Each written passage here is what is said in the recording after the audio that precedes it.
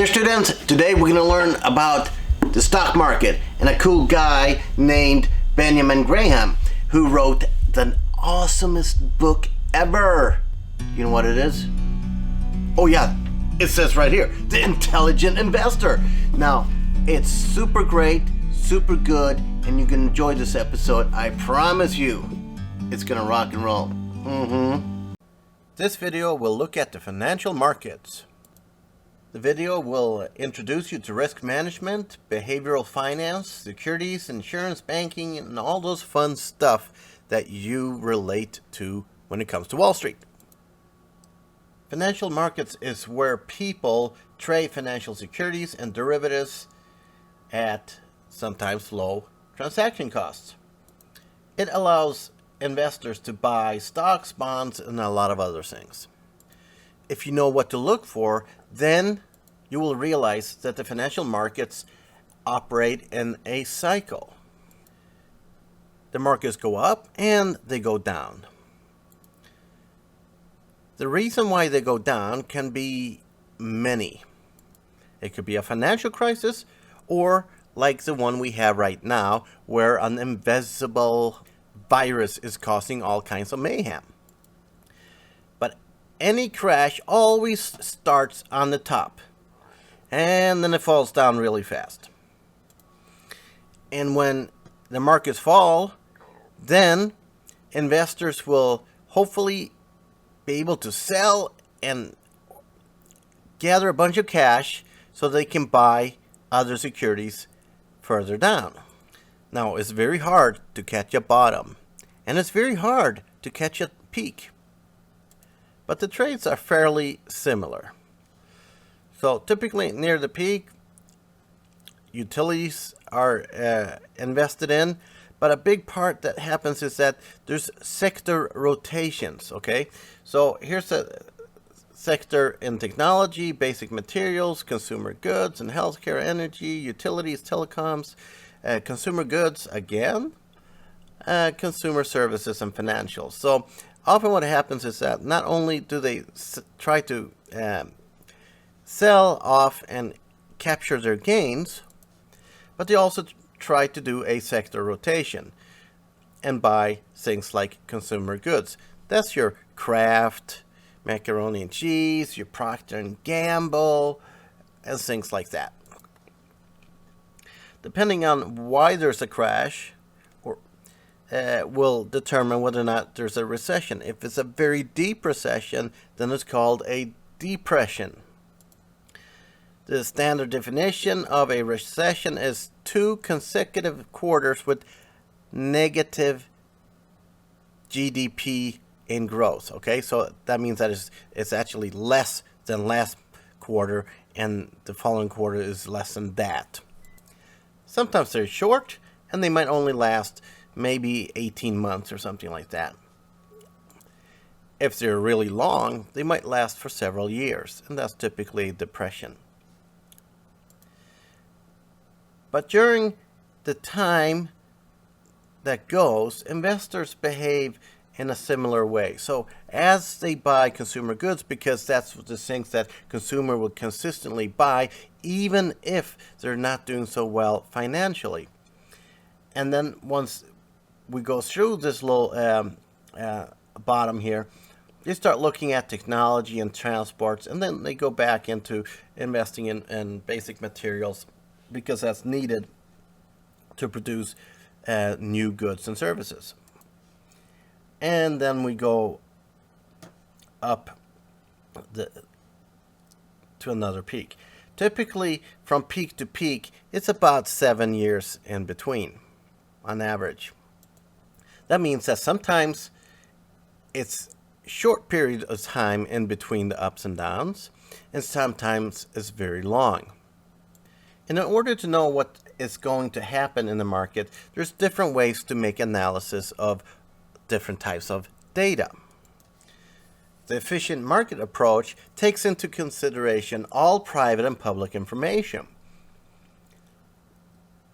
A random walk, on the other hand, that suggests that yesterday's information is the best predictor for today's or tomorrow's events. Now, yesterday it rained, and that means that I would assume that it should rain today, but it isn't. Today is sunny. So I can't just look outside my window and say, okay, this is what's going to happen tomorrow, because the weather will change. You need a little bit more information than that. A fundamental approach is very time consuming. It takes into account all the money supply, velocity of the markets, relative national outputs. It takes into consideration everything that is available. A bottom-up fundamental approach would actually have the analysts go out and look at stores and look at how people are consuming. Where do they people go? Like, are they all outside of Costco, or are they all outside of, say, Baskin Robbins and buying ice cream? They look for trends, and they try to figure out what people are doing today so that they can price that in for how the upcoming quarterly results will be. A fundamental approach will also take into consideration the cycle of the business, the industry, and what all the likes, wants, and needs are. A top-down approach will look at on the industry, and then they will look at and come up with a multiplier, and that multiplier will then be added to that industry, and then they figure out that way how much a stock should appreciate in value. Now, when it comes to finance and valuation, it's always forward-looking. It doesn't look at history so much. It's the future that is important. That makes finance and accounting a little bit different from each other. The assumption is that the markets will fluctuate. You need to look at and incorporate all current expectations, behavioral biases, technical effects, tax effects, what is correlated with what. And so there's a lot of numbers that need to be calculated and evaluated. A basic financial model is just looking at what is the initial cash outflow. That's the investment. And then you want to figure out what is the future positive cash flow and what kind of risk premium do I need to add to it to discount all these cash flows in and out to a present value. Now, if it's a positive number, then you invest. Some macroeconomic inputs are interest rates, taxes, the growth rate of the overall economy, also how fast is an individual sector growing. That impacts maybe a firm more, that it grows more when it's in the right cycle and it has all the positive things going for it. Employment numbers, exchange rates, laws, and politics, everything matters. Now, the risk premium is different from every person. Some people are very risk averse. Some people just love speculation. Either way, regardless if you invest in bonds, stocks, options, the markets are volatile, and they need to figure out how much money could they actually make and when should they cut their losses. Now, an important part is that when it comes to certain equations in finance, if the growth rate is greater than the expected return, most traditional financial models won't work. They actually spit out some sort of weird negative number or just don't calculate at all. The valuation of Amazon is an example of where it's growing faster than they can put a expected return using traditional calculations. Volatility, volatility, volatility. Benjamin Graham, the author of The Intelligent Investor, said that the markets in the short run acts like a voting machine. Yes, it's true. They might not like what a president says or a congresswoman is saying or a senator is saying, and they would react by voting their money and selling off the market. So it drops to show their discontent. But sometimes they really like what they say, and then the market goes up. But in the long run, the markets act more like a weighing machine. That means that in the long run, the underlying earning potential and performance is what really matters and sets the price of an underlying security. Exchange-traded funds is a way for you to use very little money and get access to different types of markets. An exchange-traded fund is a pool of investments, and it trades like a stock in real time. So this list will give you some information about different types of ETFs. Here you can buy a silver certificate or gold. If you're really concerned that we're going to have high volatility and we're having a Armageddon and we don't know what the future is going to be like, this is a safe haven for investors when they're very nervous. You can also buy fixed income, and you can match it up with your needs. If you need money invested for 1 to 3 years, fairly safe, then you can buy a 1 to 3 year treasury bond. Or you can decide to buy the whole bond market. That means that you buy a little bit of everything, and that's the aggregate bond ETF, AGG. These are the ticker symbols. Or you want to have access to the real estate market and buy something from Ginnie Mae. Or just preferred stocks. These are all fixed income. Now, if you want to have access to stocks, you can focus on one that mimics the returns and the behavior of the Dow Jones Industrial Average. Yes, you might not be able to actually buy one share of Procter & Gamble, but you can maybe buy the Dow Jones Industrial Average, the ETF, and then get access not only to Procter & Gamble, but you also get access to like Google and Apple and other companies like that. Now, iShares S&P 500 ETF, that mimics all the shares in the S&P 500. You buy a fraction of the stocks in that.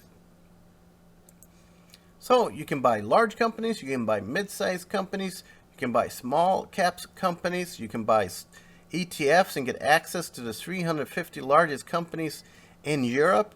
You can even invest in the emerging markets and keep it simple.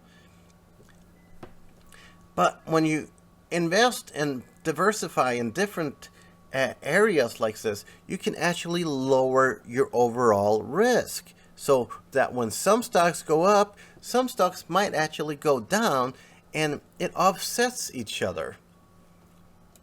As a result, you minimize risk, but you can better calculate future returns. And in the long run, it's a return on your money that's important. I recommend that you go to Yahoo Finance it's yahoo.com/finance.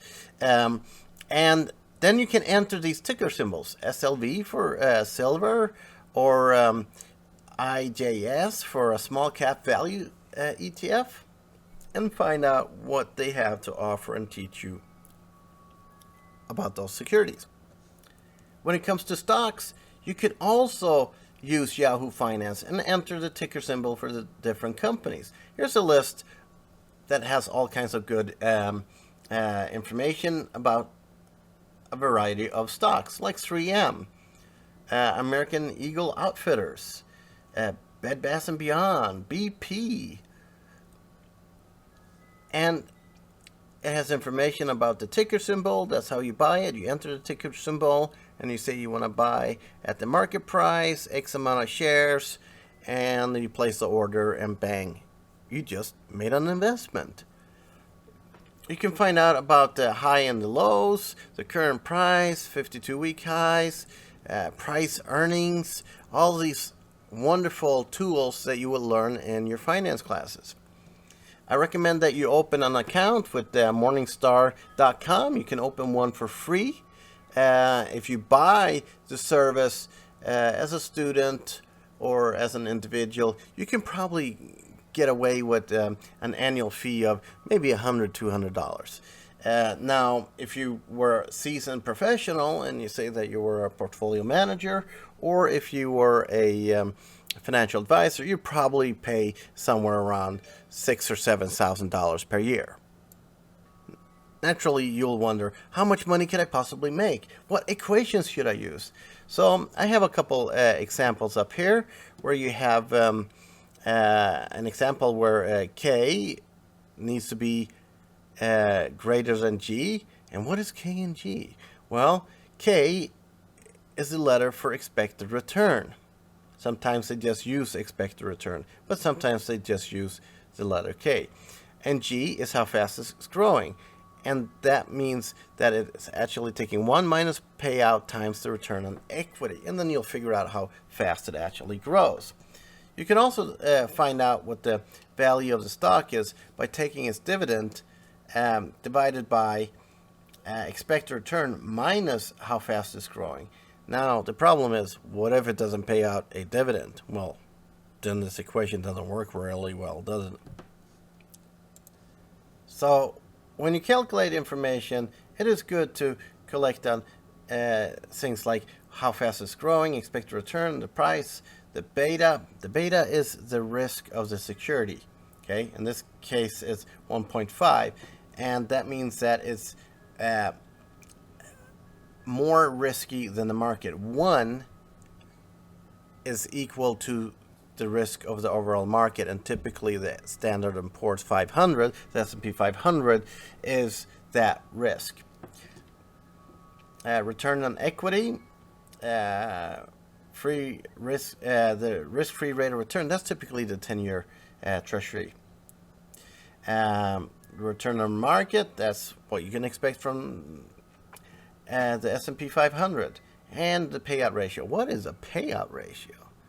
Well, in accounting, you learn about how a company makes money, and on the bottom of that, you have a positive, hopefully, a positive net income.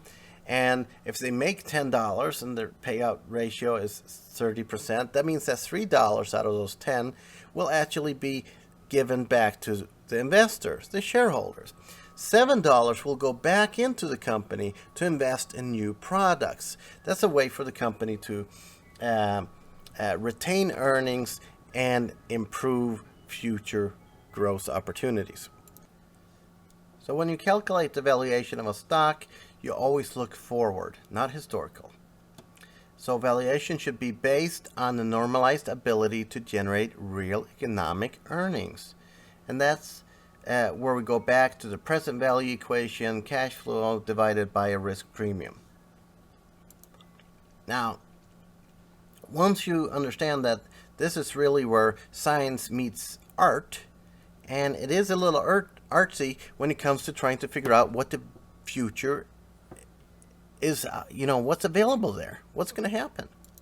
That means that you have to make an assumption between current expectations and speculations, behavioral biases, technical effects, tax effects, correlations with the broader market, and you put all that together and you will probably get a range where you believe the market will actually end up.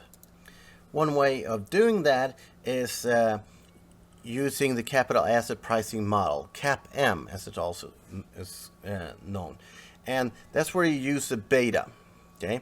And it's a number between -1 and positive, and positive. So you'll find out that, like in the equity valuation slide that I previously had, there was a stock that had a beta of 1.5, which means that it's greater risks than the overall market. Now, the way you use it is that you take you calculate the expected return by taking the risk-free rate of return, which is a treasury note, plus the beta, the firm-specific beta, times parenthesis the return of the market less the risk-free rate of return, just to get it correlated in a good way. And when you then add it all together, you'll find out what the expected return should be. So one way you can do things is that you can decide, I'm going to build my own portfolio. I have taken this wonderful class in finance and economics, and now I'm going to do it on my own. So you get yourself a Morningstar account and you learn a little bit about, for example, John Kelly's Kelly criterion for game theory. He was a brilliant mathematician that worked for Bell Laboratory and made calculations on standard deviation and so on. But he absolutely loved going to Las Vegas and speculate. So naturally he wanted to figure out how much can he actually win. Well, in order to figure that out, he needed to calculate the expected return, which was fairly simple. And because he loved blackjack, he also knew the expected probabilities for every event to happen. So he created an equation that is based on expected return and probability. And having those two numbers together, he could calculate exactly the weight that you should bet every time in a certain holding. So that's called game theory. And if you consistently bet the same amount of money, then he should maximize his returns. Now, you can use the same idea on stocks. Okay? You calculate what the expected return is, the probability of that event happening, and then it gives you a weight, and it could tell you that you should have, in this case, 2.69% of your portfolio in Apple. And assuming that you have X amount of money, then you might, the model might say 2.69 times the portfolio that you're planning to invest, which is $1 million, assuming that you have that. We'll say that buy 49 shares. Now, expected return, well, we just covered that. Now, what about probability? Well, a simple top-down type model will look at what is the different outcomes that we might have, expected returns. We might have like an economic expansion where the market is just growing by 50%, or we might have a recession and actually lose 25% of our money, and then everywhere in between. And then, given where we are at this point, add probabilities of those different events to happen, and it gives us another weight, and then you sum that together and say, that is probably my top-down probability that I'm planning to use over here, and then you use that to figure out how to invest your money. Things like this is what you would do in Finance 300. Naturally, it's always fun to invest when you make money, but every so often you have mistakes or something bad happens and you want to write rules on what not to do next time. And when you start looking at it, the markets tend to behave in a similar way over and over again. It's like they don't learn, but typically they follow the same types of rules. So you might need to create your own little trading rules. These are some of the rules that I've used over my 30-some years that I've been investing, and they have worked for me, and I hope they will work for you. Now, some students will say, why should you never buy on a Friday? Well, the simple reason is that you have 2 days of weekend, and anything could happen over a weekend. So I rather wait for Monday, say Monday after lunch, when all the new events that happen during the week and all the news, known and unknown and everything like that is out, and it allows us to take that information into consideration when you buy. Another part is that stocks never love you back. Okay? They don't. It's like, that boyfriend or girlfriend that really doesn't care about you. And you're like, oh, I'm so in love with the stock. And the stock is like, damn, I don't care about you. What's your name again? So that's why you should never fall in love with stocks. You trade them, you invest in them, and when you have gained some momentum and you make some money, you take that money off the table, and then you don't look back. Some of my buy rules would include what I like to have in my portfolio. I like stocks that pay dividends. I like when yields are high. I like when earning and the business is growing. I love profit margins because if there's inflation, whoever has the best profit margin will survive. And I like return on equity and return on assets. That's how the management team is simply handling the firm's cash and other resources. Some students will ask, what do you mean with this whole ranking thing? And that means that on the weekend, I will go and look through my portfolio, and I will look at, should I buy? Should I buy more when it pulls back? Should I sell on a rally? Should I just sell it flat out right now? Should I cut my losses? Should I just simply hold and wait for some more information, or do I need to do some research? Another strategy is how I actually invest. That's when I average in or out of the market. Sometimes I just trade around the position because the volatility is nice and I strongly believe in the company. And that means that if I have an even amount, then I bet even amount of dollars for each buy. So here's, assume I have $100,000. I divide the money up in 4 batches. And then I buy a little bit for 25,000, and then I do it again, and then again and again. And if there's volatility in the market, then I might buy a little bit expensive, might buy something a little cheaper. Now, wild scale is typically what I would use if I'm planning to, if there's a real pullback in the market, and I typically make sure that I have cash on the sidelines because cash is king.